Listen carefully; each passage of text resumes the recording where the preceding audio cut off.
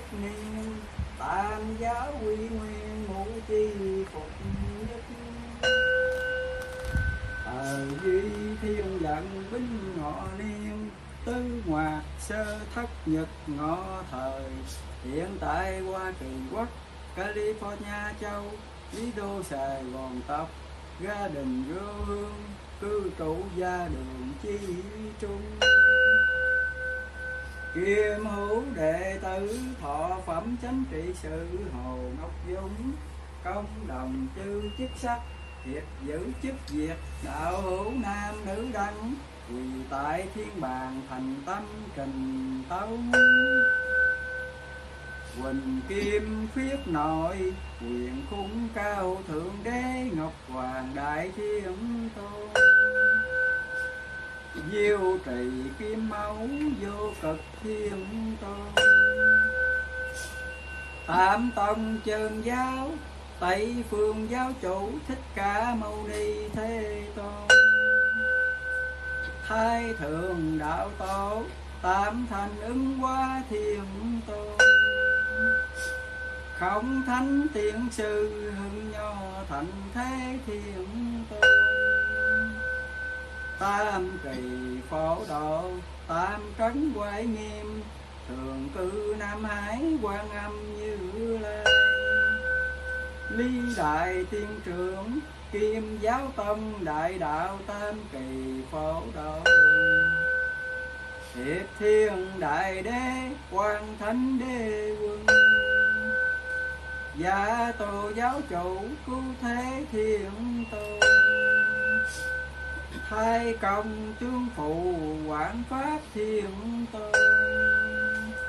Tam châu bát bộ, hộ pháp thiên tôn. Thập phương chư Phật, dạng chướng chư tiên, liên đài chi hạ.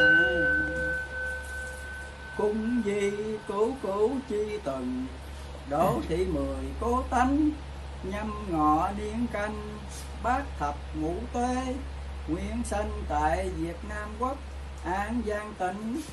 Nhập môn bính ngọ niên, lục ngoạc sơ nhị nhật tại Thánh Thất Phú Lâm An Giang. Tùng thị pháp điều tam kỳ, phổ độ lập công bồi đức. Kiếm triều thiên số chi kỳ, giảng ư bính ngọ niên, chánh ngoạc thập lục nhật mùi thời. Nhi chung tại Pháo Thịnh Võ Lầy, California. Hiếu quyến Đinh Quang Hà, khẩn thỉnh chư chức sắc thiên phong, hiệp giữ chức việc, đạo hữu nam nữ đăng, quỳ tại thiên bàn thành tâm, cầu nguyện đức đại từ phụ. Các đấng thiên liêng, Địa Tạng Dương Bồ Tát, cứu độ vong hồn, cố đạo hữu Đỗ thị 10 siêu thân tịnh độ. Chư đệ tử đồng thành tâm, khấu bái cẩn sơ thượng tấu di danh.